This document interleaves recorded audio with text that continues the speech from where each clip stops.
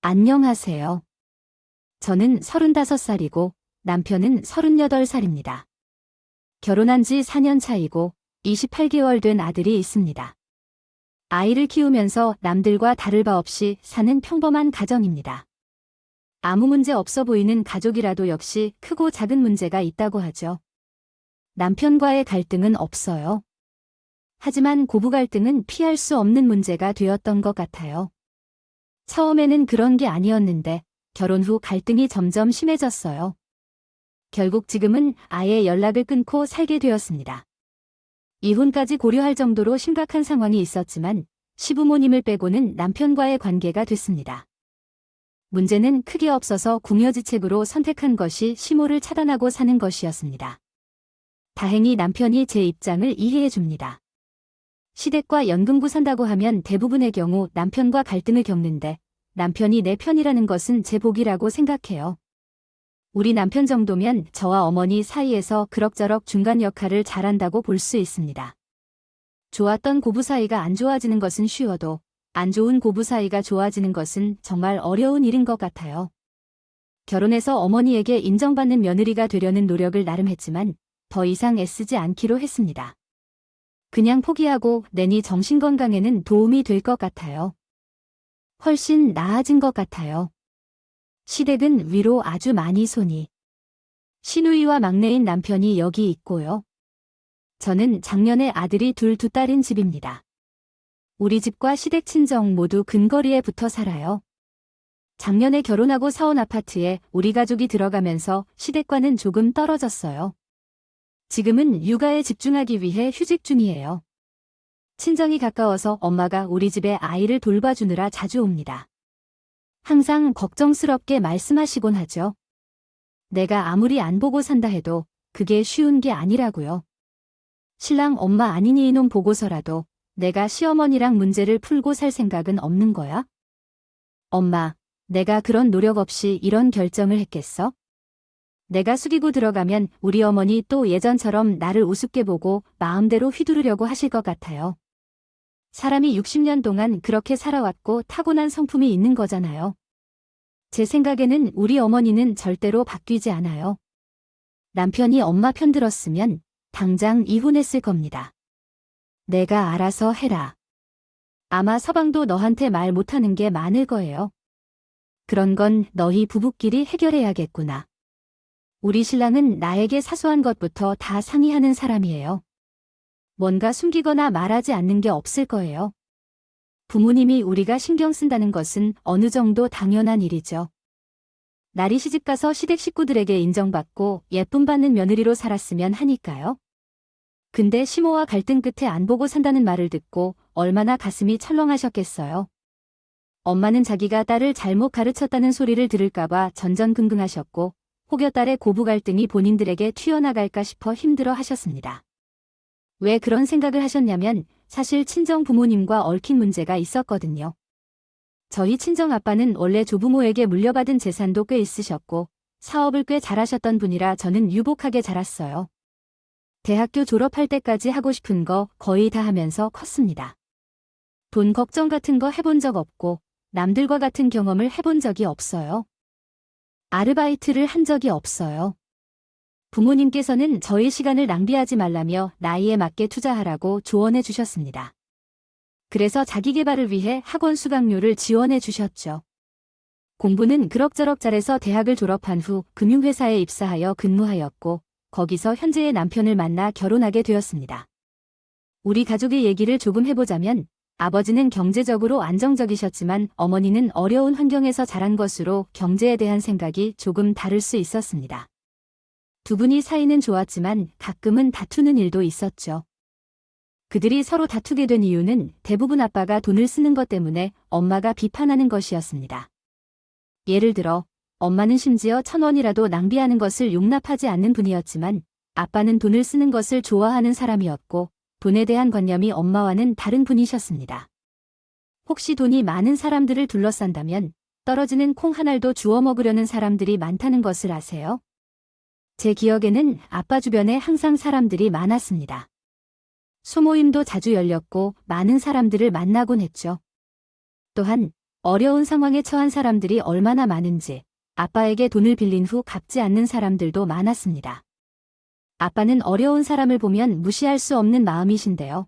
때로는 마치 죽음에 물린 사람처럼 부탁하고 갚지 않는 사람들도 많았습니다.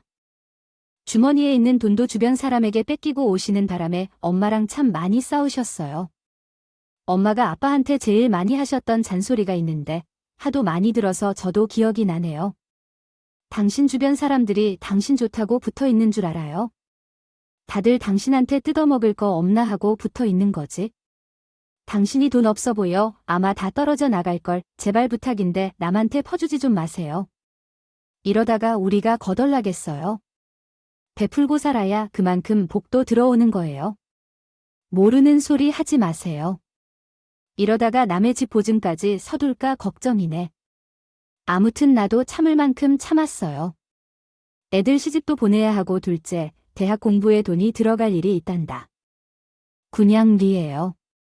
당신이 이러면 내가 돈줄을 틀어주어 버릴 줄 알아요. 부모님은 늘 하는 신랑인 줄 알았지만 사실 아빠는 엄마 말을 안 들으셨어요. 사업하시는 분이라 돈 관리도 아빠가 하셨고 어머니는 전업주부셨으니 거의 생활비를 받아서 쓰셨대요. 아빠가 돈 관리를 하는 게 엄마는 더 불안하셨던 것 같습니다. 그런데 제가 고3 때였나 암튼 부모님 전세가 역전된 사건이 한 번 있었습니다. 엄마가 노심조사하던 빚보증 사건이 우리 집에도 터졌거든요. 다행히 아빠가 감당할 수 있는 범위의 돈이었지만 아빠도 그때 사람에게 속고 큰 돈을 물어주면서 생각을 좀 바꿔먹으셨던 것 같아요. 아빠 입장에선 굉장히 결심한 후 아빠는 엄마에게 돈 관리를 맡기셨습니다. 그런 다음 엄마와 아빠 간의 다툼은 현저히 줄어들었어요. 엄마는 돈을 착실히 모으시면서 재테크 소질도 있어서 부동산 투자를 통해 상당한 수익을 올리신 것으로 알고 있습니다. 그래서 결혼할 때도 시댁이 아닌 친정 엄마로 인해 많은 도움을 받고 결혼했습니다. 제가 대학 시절부터 청약저축에 힘을 써서 수도권 아파트를 하나 당첨받은 적도 있는데 엄마가 대출 없이 제 이름으로 등기를 해주셨습니다. 결혼해서 그 집을 신혼집으로 선택했었고 솔직히 남자의 입장에서는 매우 부담스러웠지만 남편이 매우 기뻐했습니다. 제가 금융업계에서 일하면서 엄마에게 재테크에 대해 많은 조언을 해드렸었던 것도 사실입니다. 저는 알려드린 방법대로 목동을 굴리면서 큰 돈은 아니어도 수익을 내곤 했어요. 그러다가 엄마께서 제게 재산 관리를 맡기겠다고 하셨습니다. 엄마는 이제 노안이 왔는지 스마트폰 사용이 서툴러서 내가 장녀이기도 하고 돈 관리를 잘하니까 우리 집 재산은 내가 관리했으면 어려울 것도 없을 거예요. 부동산은 세입자 관리만 하면 되고 목동은 관리만 좀 해주면 된다. 그리고 엄마 아빠랑 노후를 위해 모아놓은 통장이 있지만 그건 내가 좀 관리해 줄 수 있을까요? 엄마가 매달 돈을 꼬박꼬박 넣을 생각이라고 해요. 알겠어요. 엄마 대신에 일부는 공격적으로 투자해야 한다고 하니까 감안해 주세요. 돈이 돈을 벌어야 하니까 그렇게 하지 않으면 큰 돈을 벌지 못할 거예요. 저는 그때부터 친정부모님의 재산 관리를 맡게 되었습니다. 처음에는 결혼 전까지만 할 생각이었고 동생에게 맡기려고 했었는데 동생이 자기는 그런 일을 귀찮아한다며 못한다고 하더라고요. 그래서 유산을 받거나 물려받고 싶다는 사람을 거절했고 그러니까 제가 지속적으로 관리해 줄 것을 결정했습니다. 남편과 결혼 준비할 때 서로의 재정 상황을 이야기하는데 그때는 제가 모은 돈과 부모님의 재산을 분리하고 설명했습니다. 저는 현금으로 6천만 원과 아파트 한 채를 모았죠. 반면에 남편은 4천만 원의 현금만 있었고 집은 없었어요. 그리고 시댁의 지원은 받지 않을 거라고 했습니다. 그러니까 제가 부모님의 재산을 관리하게 되었다는 말씀이죠. 주는 거, 결혼했어도 쭉 해야 할 것 같아 내가 계속 해왔던 거기도 하고 엄마 아빠가 세금 문제면 이것저것 신경을 다 못 써야 하거든. 엄마의 예금 관리도 내가 계속 할 거야. 왜냐면 우리 돈이니까 당신이 신경 쓸 필요는 없지만 그래도 알고 있어야 할 것 같아서 얘기했어. 당연히 당신이 해줘야지. 그런 건 나도 이해해. 그럼 우리가 결혼해서 돈 관리는 당신이 하는 게 어때? 내 생각에 당신이랑 나랑 분리하면 돈이 셀 것 같아. 한 사람이 도맡아서 하는 게 좋겠지. 잘하는 사람이 돈을 굴리는 게 맞는 거잖아. 기왕 하는 거니까 머리 아파도 당신이 해볼래? 나는 편하게 용돈 받아 쓰고 싶어. 결혼 전에는 제가 부모님의 재산을 관리하고 있었지만 남편에게 다 전부 솔직하게 말했습니다. 그러자 남편은 이해해주며 결혼 후에도 돈 관리는 제가 맡으면 된다고 말했습니다. 그래서 결혼 후에도 경제적인 부분은 제가 책임지게 되었습니다. 남편은 사람들이 착하다고 보는 사람이라서 결혼 준비할 때 큰 문제가 없었습니다. 시어머니와의 관계는 주변에 시집가신 친구들의 이야기와 크게 다르지 않다고 생각했습니다. 어머니는 처음부터 금전적인 도움을 받지 말 것을 강조해 주셔서 그것을 제외하면 어머니도 처음에는 잘 대해 주셨습니다. 결혼 준비하는 동안 딱히 간섭하시지 않으셨습니다. 없었고요. 제가 신혼집을 사겠다고 했을 때 정말로 매우 기뻐하셨던 걸 기억합니다. 남편은 매우 자상하고 온화한 성품을 가지고 계셔서 전 그냥 그것 하나만을 봐서 결혼했습니다. 다만 우리 부부는 처음부터 모든 재산에 대해 알고 결혼했지만 시대적으로 가족들, 특히 어머니는 우리 친정 부모님의 재산에 대해 정확히 알지 못했습니다. 당연히 나는 그것을 알려줄 의무가 없다고 생각했고 아마도 그냥 부유한 집에서 부족한 점 없이 자란 딸로만 생각했을 겁니다. 남편에게도 우리 부모님이 돈이 많다거나 재산 관리를 내가 할 것이라는 말은 조심해야 한다고 부탁했습니다. 그래서 시어머니에게는 본래 의도치 않게 그 사실을 숨긴 셈이 되었고요. 어쨌든 결혼하면서 시댁에서 받은 것은 없어도 모든 일은 다해 결혼했습니다. 예단도 부족하지 않게 친정 엄마가 챙겨주셨어요. 대신 예물은 별도로 못 받았지만 신랑과 명품 시계 하나씩 맞추는 대로 만족했고요. 저는 무력이 있는 편이 아니어서 앞으로 살면서 갖고 싶은 물건을 차근차근 구입하는 것이 더 합리적이라고 생각했습니다. 남편과 저는 둘 다 연봉이 꽤 괜찮아요. 남편은 연봉 4천만 원 이상 받고 저는 8천만 원을 조금 넘어요. 친정에는 별도의 용돈을 주지 않았지만 시댁에는 생활비를 내야 한다고 남편이 결혼 전부터 말했었어요. 그래서 매달 100만 원씩 내주기로 했습니다. 적지 않은 돈이죠. 그럼에도 불구하고 저희 둘 다 대출이 없고 수입을 합치면 그 정도로 살 만큼 후회가 없게끔 하려고 했습니다. 우리가 더 적게 내는 입장이어서 좀 눈치가 보이는 면도 있었죠. 처음 1년은 그럭저럭 문제없이 살 수 있었어요. 어머니 집이 우리 신혼집과 가까워서 자주 만나게 되는 것이 문제였을까요? 결혼한 지 년 넘게 되면서 시어머니와 계속해서 문제가 생겼습니다. 어머니가 예고 없이 우리 신혼집에 자주 찾아오시는 일이 잦아져서요. 썩 깔끔한 방법은 아니지만 여기 있는 메시지를 제 남편에게 전달하는 타 방법보다 나을 것 같습니다. 처음에는 전화를 주시고 오시면서 신랑께 현관 비밀번호도 받아 지나갈 수 있게 해주시고 냉장고에 반찬을 두고 가시는 모습이었습니다. 당연히 어머니가 우리를 위해 그렇게 행동한다면 문제는 없을 것 같아요. 문제는 그렇게 하신 뒤에 집안을 뒤지시거나 제 방에 침입해 제 진열장을 열어보시는 것입니다. 제 입장에서 어렵고 곤란합니다. 저희 어머니가 제 집에 맘대로 오셔서 무상으로 음식을 남기지 않고 오후에 집이 비어있을 때조차도 자유롭게 들어오신다는 것을 말하기란 쉽지 않네요. 어떤 방법으로든 이 문제를 다시 두고 봐야 할 것 같습니다. 며느리 입에서 나왔다고 생각하실 텐데 그래도 아주 경험이 없는 분은 아니시라서 제가 집에 있을 때 오셨으면 한다고 말씀드렸더니 떨떠름해 하시면서도 그러나 하고 대답하셨습니다. 가끔은 제가 출근하고 집에 아무도 없을 때 오셔서는 이리저리 물건을 구경하시거나 서랍을 뒤지기도 하셨습니다. 제가 집에 홈캠이 있어서 문을 열고 들어가는 것부터 집거실과 안방은 어플로 전부 볼 수 있답니다. 어머님은 모르시는 것 같더군요. 그 이후로는 마음대로 오시는 횟수는 줄었습니다. 물론 사전에 연락은 당연히 없으셨고요. 저희 집에 있는 주말에 오시긴 하시더군요. 현관문 앞에 도착해서 문을 열어달라고 전화하셨는데 연락이라면 연락이겠습니다. 그렇게 오셔서 저에게 커피 한 잔을 부르시고는 쓸데없는 말을 참 많이 하십니다. 대부분 한 귀로 흘릴 만한 이야기라는데 제가 난처해하던 건 아저씨 부인, 즉 저에게 형님이 되어 주실 것이라고 생각했으니까요. 어머니에게는 큰 며느리인 형님이 욕을 심하게 하신다는 것이었습니다. 우리 큰딸은 바깥에서 힘들게 돈을 벌어오는데 대체 형님은 집에서 뭘 하는지 전혀 모르겠다. 살림을 야무지게 하는 것도 아니고 오히려 집에 누워서 편안히만 지내시는 것 같아서 살이 찌지 않을까 걱정되네요. 저는 어머니가 형님을 비난하신 것 때문에 난감해졌습니다. 맞장구를 못 치는 입장이어서 그럴 때는 어머니의 말만 듣고 있습니다. 그러면서 우리 아들은 어찌 그리도 불평을 늘어놓는지 몰라요. 남자가 밖에서 일하다 보면 늦어질 수도 있고 술을 마실 수도 있는데 여자가 그것을 잔소리하면 괴롭다네요.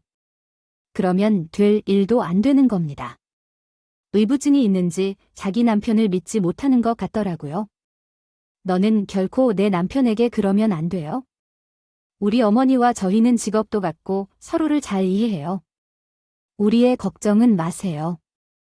적당히 맞장구를 치다 보면 항상 돈 문제로 끝나요. 나에게 생활비 주는 게 아까운 건지 돈을 보내면서도 온갖 핑계를 다 대는데 자기네도 어렵다고 하면서 이런 말을 하는 거지요. 들어야겠지만 너도 알겠지만 나이가 들면 돈이 더 들어가게 된다.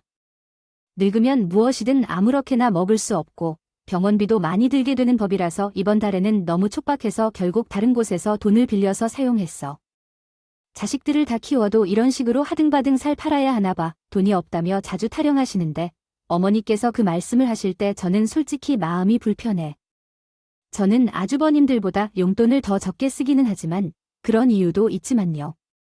두 분의 기초연금도 받으시고 아버지께서는 국민연금을 받으시고 자식들에게도 300만 원 이상 받으시는데 왜 돈이 부족하다고 하시는 건지 전혀 이해가 안 가네요. 제가 보기에는 어머니의 지출도 그렇게 적은 편은 아니에요. 저도 자주 가지 않는 곳에 가기도 하고요. 백화점에서 장보기를 즐기며 친정 어머니보다 비싼 옷을 입는 분을 만나게 되었습니다. 이로써 매번 돈이 부족한 것으로 보이네요. 부모님은 별도의 카드를 사용하시며 한 달에 300만 원을 넘게 지출하시면서도 부족하다고 느끼신다는 건 놀랍습니다. 돈이 부족하다면 용돈을 받고는 따로 20에서 30만 원씩 사용한 적도 여러 번 있었습니다. 어머님께서 돈이 부족하다고 하실 때 실은 내 소비 여유를 늘려달라는 의도로 말씀하시는 걸 알아차렸지만 그 부분은 명확히 거절했습니다. 어머님, 죄송하지만 제 생활비를 늘려드리기 어려워요. 저희도 자금 계획이 있고 그것이 해치면 곤란합니다. 이해해 주시기를 부탁드립니다. 저도 매달 살아가기가 힘듭니다. 살 거라면 이제는 여유가 없어요. 제가 조금 거짓말을 하여 어머니의 용돈을 늘리려던 의도를 원천 봉쇄해 버렸습니다. 어쨌든 착하다고 생각했던 어머님이 아주 능구렁이 같은 본성을 드러내는 것 같아서 기분이 별로예요. 남편한테 말하는 것도 조심해야 했고 처음에는 아예 언급하지 않기도 했습니다. 더군다나 어머니는 내 친정 부모님의 재산에 대해 궁금해하셨어요. 처음엔 그런 쪽으로 얘기한 적이 없었는데 제가 임신했을 때 친정 아버지가 쓰던 차를 외제차로 바꿔주셨던 일이 있었거든요. 그것 때문인지 어머님이 제 차 보고는 엄청나게 비싼 차이라며 태워달라고 하셨어요.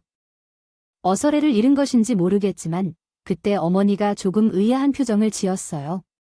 아마도 8천만 원 근처에 가까운 차를 그냥 살 만큼의 돈을 가지고 있다고 생각해 우리 친정이 이상한 것 같아요. 이 정도의 차를 보니 매우 비싼 것 같아서 너희 친정 아버지가 능력이 있으신가 보다. 대출 없이 이런 것을 살 줄 아세요. 저는 임신하고 운전하는 것이 걱정되신 게 아닐까 싶어요. 아버지도 큰 마음을 먹고 사주신 것 같아요.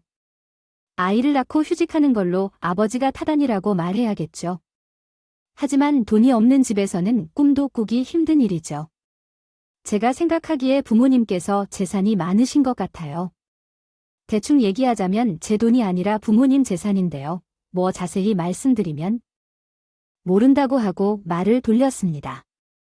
그러나 저는 출산 후 여동생이 결혼을 앞두고 있는 상황에서 시어머니와 친정 부모님의 재산에 대한 이야기를 하는 것을 꺼려하여 모른다고 말을 돌렸습니다. 그때부터 어머니는 제게 대뜻 드러낸 이상한 욕심을 가지기 시작했습니다. 동생이 사정상 제가 사놓은 아파트에 세입자로 들어가야 했는데 결혼 후 저에게 좋은 기회가 있어서 매매해 놓은 아파트였습니다. 결혼 후 재테크 목적으로 대출을 끼고 산 아파트이지만 시댁에서는 한 푼도 들어가지 않은 집이었습니다. 그럼에도 불구하고 어머니는 그 집에 대한 욕심을 갖고서 이야기를 이어나가셨습니다.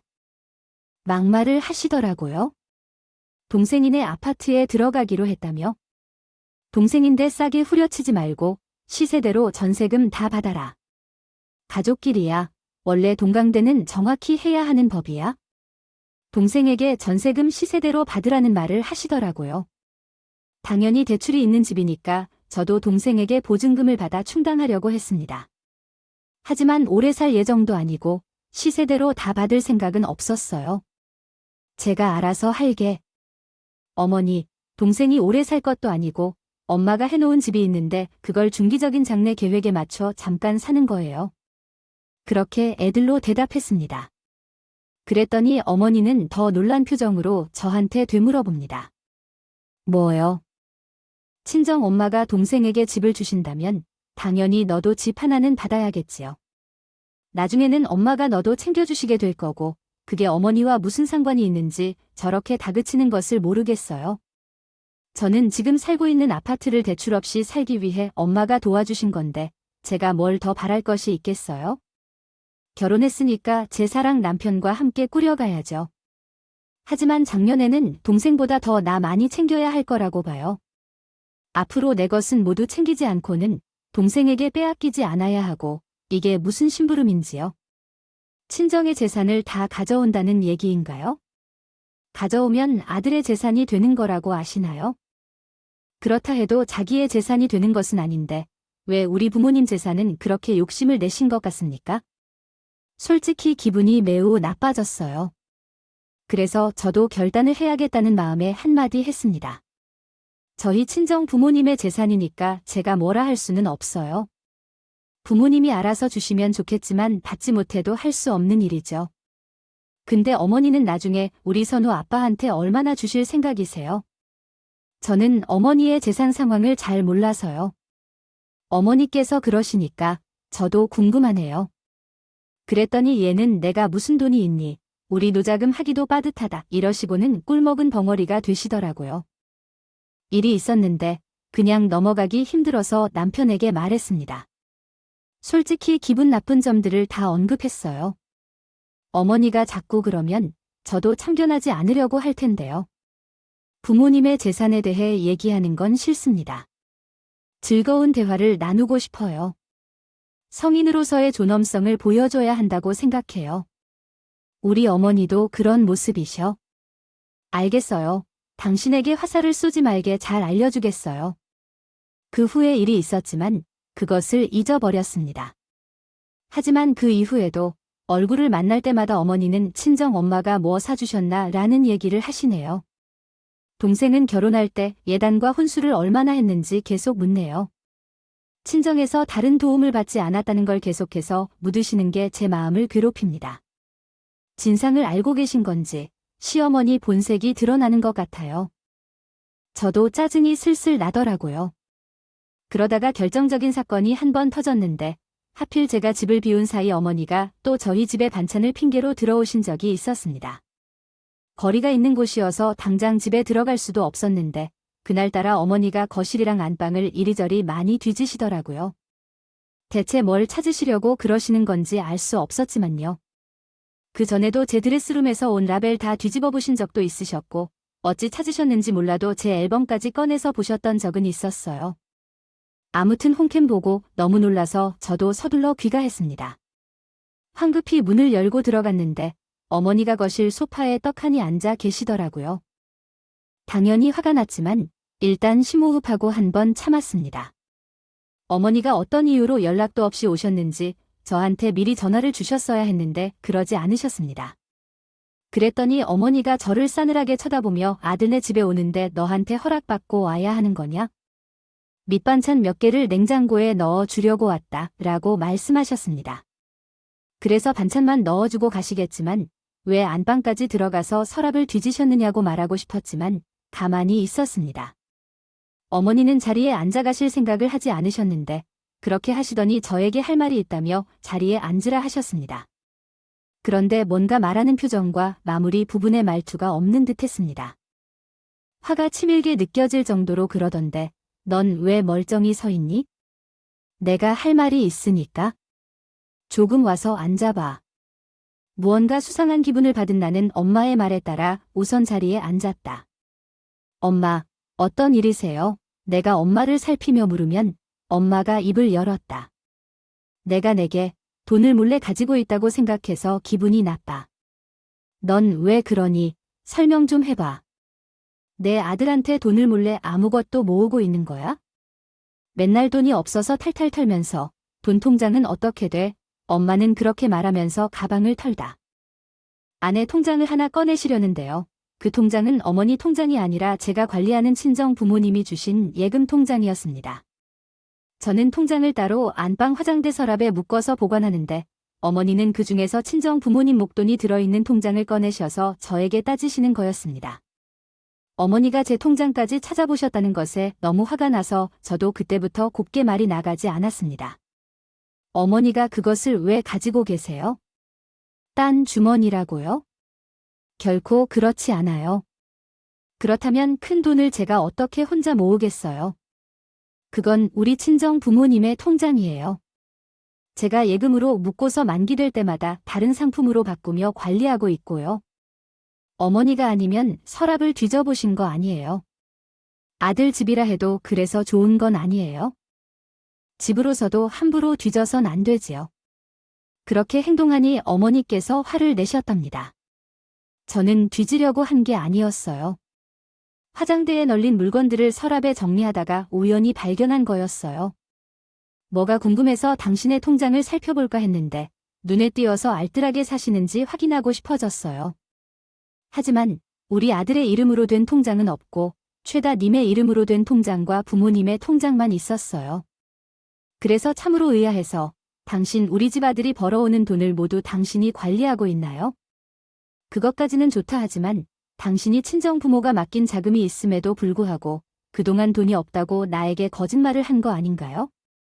혹시 나에게 생활비를 주는 거 아까워서 그러는 거 아니에요? 세상에 이게 대체 얼마나 비싼지 돈이 많은데 그동안 돈 없다고 쩔쩔매는 척한 거 너무 가증스럽군요. 어머니, 그 돈은 제 것이 아니에요. 제가 결혼 전부터 관리해드리던 친정 부모님의 돈이에요.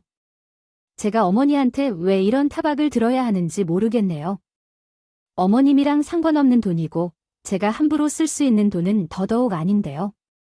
그랬더니 어머니는 발끈하며 화를 내시더라고요. 그런 게 어디 있어 네. 부모님은 죽을 때 그 돈 다 무덤에 넣을 거라던데 어차피 다 자식한테 가는 돈이에요. 너 사실 우리 아들도 알고 있는 거야? 긴 말할 거 없다. 어쨌든 결혼하고 내가 돌아서 매 돈을 굴러가는 건 다 네 돈인 거고 우리 아들 돈인 건 매 한 가지야 지금. 내가 기회를 줄 때 혹시 다른 돈이 숨겨져 있는 거야 다 말해봐. 통장에 있는 돈도 당장 다 내놔. 우리 아들 통장으로 옮겨서 관리해. 그런 억지는 어디에 있어요? 이 돈이 왜 아들 돈인 거예요? 남편도 제가 친정 부모님의 돈을 관리해 준다는 건 다 알고 있어요. 더 억지를 부려서 마세요 어머니. 억지라니 너 그 돈을 다 찾으려고 수도 없이 쓰는 거 아니냐고. 어머니, 왜 그래요? 저 지금 너무 기분 나빠요. 그 문제는 어머니가 관여하실 게 아니니까 그만하시고 돌아가세요. 어머니와 신랑이랑 한창 싸움을 하고 있는데 때마침 남편이 집에 들어오는 걸 모습하지 않게 됐어요. 어머니와 제가 분위기가 안 좋은 것을 보고 무슨 일이냐고 물었더니 자초지종을 얘기했습니다. 얘기를 다 듣고 나서 남편은 당연히 어머니를 말리며 나무라고 했어요. 어머니가 내가 다 알고 있는 일이고 어머니가 관여할 문제는 아니라고 했어요. 어머니가 이러시면 나는 이 사람의 얼굴을 어떻게 봐야 하는지 모르겠다고 말했어요. 그만하세요. 며느리 앞에서 창피하지 않으세요. 하지만 남편이 어머니를 말리더라도 소용이 없었습니다. 어머니는 당신이 평생 만져볼 수 없을 돈을 보고 이미 욕망의 눈이 멀어져 있었어요. 왜 그리 바보 같은지 모르겠네요. 와이프가 친정부모 재산이라고 믿느냐고 하면서 친정모코라고 해놓고 혹시 너와 안 살게 되어도 어떻게 할 거냐고. 너한테 안 나눠주기 싫어서 수 쓰는 건 안 보여서 내 눈에는 분명히 속내가 보이는군. 이런 놈아, 멍청하게 내가 버는 돈 다 마누라에게 주지 말고 너도 실속 좀 챙겨야 해. 내 몫을 챙기라는 말이야. 어머니가 저렇게 말씀하시는데 저도 분명 성질이 뻗치더라고요. 아니, 우리 친정 부모님의 재산인데 아들 몫일 것이라 생각하나 봐요. 너무 기가 막혀서 다시는 안 보고 살 각오로 어머니에게 말했습니다. 어머니, 지금 말 다 하셨어요. 제가 무슨 수를 쓴다는 거예요? 이 사람과는 아무 문제 없는데 어머니가 지금 이혼할 이유를 만들어주고 있는 거 모르시나 봐요. 어머니 말대로 이 사람이 빈털터리로 집에서 나가게 할 수도 있어요. 그게 원하시는 거예요. 안녕하세요. 선우 씨의 어머니께 드리는 말씀입니다. 이제 그만해야 할 때가 왔어요. 우리 둘 사이에 큰 싸움이 벌어질 것 같아요. 얼굴을 보고 싸우는 건 그만두세요. 어머니도 이제 그만하시고 돌아가세요. 남편이 중재했지만 이미 상황은 심각해진 겁니다. 얼굴을 안 보겠어요. 당신이 싫다면 어쩔 수 없죠. 이혼하자고요. 아이는 제가 책임지겠습니다. 그러자 어머니께서 뒷목을 잡으시며 쓰러지셨습니다. 아이고, 아들아. 키울 가치가 없는 걸까요? 마누라 말씀입니다. 치마폭에 쌓여서 속고 살고 있는지도 몰라 엄마는 완전히 거역하는 것인가 뭔가. 연을 끊어버리는 행위를 보니까 우리 집에는 잘못된 사람이 들어올렸네. 정말 잘못했어. 며느리가 싫다면 어머니도 제대로 살던가 하면 되겠네요. 아들아, 사별시키면 새 가정을 세우고 싶다면 전혀 무섭지 않을 거야. 당신같이 얼굴 없는 사람은 처음 봐. 우리 부모님이 돈을 요구하는 사람은 강도나 슈퍼마켓이라곤 뭘까요? 아들이 폭행하고 찾아 들어와서 도둑처럼 반대로 뒤지는 이유는 뭔가요? 이해가 안 된다. 그런 짓을 하니 어머니가 가슴을 쳐면서 저를 향해서요. 인연이 이제 본색을 드러내는구나. 너 인연. 내 아들, 돈 얼마나 숨겼어? 당장 다 내놔. 나도 너 같은 며느리 필요 없어. 당장 돈 내놓고 내 친정으로 가라. 제가 왜 나가요? 모르세요. 이 집은 공동명의가 아니에요. 제 명의 집이에요. 나가라면 어머니가. 아들을 데리고 나가세요. 지금 당장이에요. 어머니와 저는 끝내 건널 수 없는 강을 건넜습니다. 아마 대한민국의 고부지간 싸움하면서 이렇게 막말을 주고받은 사람이 있을까 싶네요. 남편은 결국 주저앉은 어머니를 데리고 밖으로 나갔습니다. 그리고 저는 화가 너무 나서 정말 남편과 이혼해야겠다고 결심까지 했습니다. 얼마 후 남편이 돌아왔을 때 저에게 그렇게 말했어요.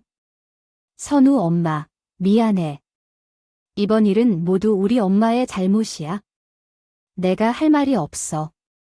당신이 하고 싶은 대로 다 해. 하지만 우리 선우를 결손 가정에서 키울 수는 없어. 나는 이런 엄마가 절대 못해. 어머니랑 영국으로 사려면 그럴 수 있어. 하지만 당신이 그렇게 못하잖아. 나는 오늘부로 당신의 식구들을 안 볼 거야.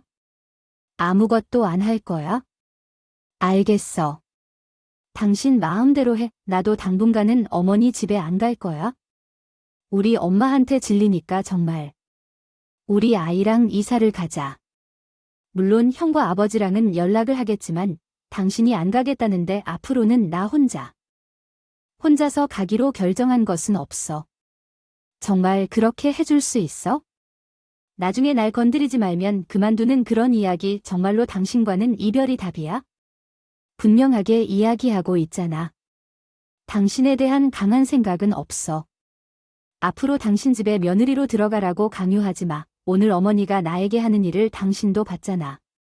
그러니까 알 거야. 세상에 어떤 장모님이 며느리에게 시누이 부모님의 돈을 내놓으라고 억지로 하게 하는 일을. 그래. 당신도 충분히 알 것 같아. 알았으니까 당신이 하고 싶은 대로 해. 남편은 화가 난 나를 달래려 노력하고 앞으로 장모님과 연금고를 사는 내 의지를 따를 것이라고 했어. 어떻게 보면 남편의 반응에 따라 더 큰 싸울 뻔한 일이었지만 남편이 현명하게 대처한 것 같아요. 그 사건은 일단 끝났지만 시어머니는 포기하지 않았어요. 남편은 몇 차례 시댁에 갔지만 시어머니는 여전히 그 돈을 챙겨달라고 남편에게 요구했다고 해요. 그래서 남편은 앞으로 제와 시댁을 다시 방문하지 않기로 결정하고 손주를 보기 원한다면 자신을 통해서 1년에 한두 번만 만날 수 있도록 하겠다고 선언했어요. 그 후 시어머니는 집을 방문하지는 않았지만 계속해서 전화와 문자로 괴롭히기 시작했습니다. 또한 친정 부모님도 이 사건을 알게 되셨는데 엄마는 걱정해서 몇 날 동안 우리 집에 머물러 주셨어요. 그런데 하필 친정엄마가 계실 때 시모에게 전화가 와서 너무 화가 났기에 전화를 받아보려고 했는데 전화를 받자마자 어머니께서 이렇게 말씀하셨어요. 야, 이인연아. 너 지금 나랑 장난치는 건지? 오늘 딱 기다려. 내가 집에 가서 다 엎어버릴 줄 알아? 내가 모를 줄 알아? 우리 아들이 이제 안 오겠다는데 이게 다 너 때문이야? 나쁜 년 같으니라고. 오늘 너 머리를 다 뽑아야겠다. 이렇게 위협적인 말씀을 하셨는데 저는 조용히 대답했습니다. 지금 집에 친정엄마 계실 텐데 오시려면 오시라고 하시던가요? 이에 어머님께서 정신을 차리셨는지 전화를 끊어버리셨어요. 친정엄마는 이 상황을 직접 목격하시고 너무 당황하셨습니다. 시어머니께 다시 전화를 걸어달라고 부탁하셨습니다. 이런 상황을 계속해서 참을 수 없어요. 엄마 말씀대로 시모에게 전화해 달라고 했고 그렇게 하였습니다. 사돈 우리 딸에 대해 그런 욕을 할 만한 행동을 한 적이 없습니다. 남의 집의 소중한 딸에 대해 건방지게 행동하지 마세요. 제가 한 번도 언급한 적 없는 말로 얘기할 때는 그때는 우리 딸을 이혼시킬 것입니다. 이런 말씀을 하셨고 전화를 끊으셨습니다. 그에 따라 제가 시어머니 전화를 완전히 차단했습니다. 친정 엄마로부터 말씀을 듣고 나서부터 시모도 더 이상 연락이 없습니다. 그 사건 이후로 1년 이상 시댁에 방문하지 않았습니다. 처음에는 정말 이런 상황이 맞는 것인지 조금 불안했지만 이제는 관련된 나날을 계속하고 있습니다. 시모와 앞으로 잘 지낼 수 있는 일은 영원히 없을 것 같아서 연이 끊겨 살고 있습니다. 후회하지 않아요. 오히려 속이 시원해요. 명절이나 가족 행사 같은 날에는 놀러 다닐 수 있는 것도 신경 쓰지 않고 당연히 예전처럼 생활비도 모두 절약했죠. 아마 남편에게는 안타까운 소리를 들었을 텐데 남편 월급 모두 제가 가져가기 때문에 남편도 어쩔 수 없었을 거예요. 남편과 시어머니, 시아버지는 떨어져 사는 게 좋다며 강요하지는 않지만 만약 슬금슬금 저한테 이혼을 제안하다면 결혼을 끊겠다고 엄포를 놓았어요. 그래서 아직까지는 평화롭게 살고 있습니다. 혹시 시간이 흘러간다면 술을 조금 마셔도 괜찮을 것 같아요. 걱정하실 필요는 없는데 저는 다시 그 헬게이트로 들어가려고 생각하진 않아요. 아이가 한번 무서워서 할머니, 할아버지 찾으러 간다면 아빠랑 갈 생각은 있지만 제가 다시 볼 생각은 없어요. 제가 환갑이 될 때까지 시댁과 연락을 끊고 살려고 하는 이야기예요. 재미있게 들으셨나요? 시어머니가 과도한 욕심을 부린다고 생각되시죠? 제가 나쁜 며느리라고 욕하실 분은 없다고 생각해요. 시댁과 연락을 안 하고 산다고 안 좋게 생각하지 마시고 그냥 내 딸이 당했다면 어땠을까 하는 마음으로 이해해 주셨으면 좋겠어요. 제 이야기는 여기까지 할게요. 구독자 여러분 가정이 항상 평안하길 바랍니다. 감사합니다.